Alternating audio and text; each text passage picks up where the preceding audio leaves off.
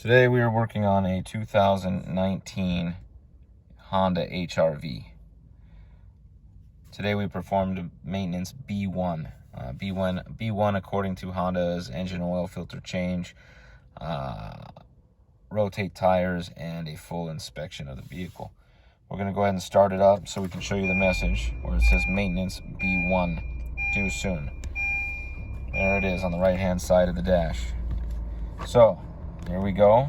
We're gonna look at the steering column here. There's 3 buttons: up arrow, down arrow, select reset. We're gonna push the up arrow until we get to vehicle settings. Okay, vehicle settings, we're gonna press the select reset button.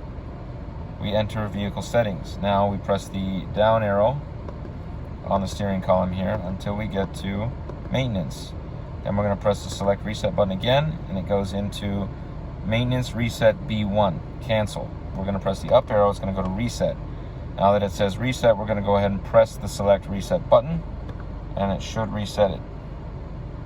There we go, reset complete. Check out my other videos if you're doing any other service on any other cars. And there you go, Honda has been reset.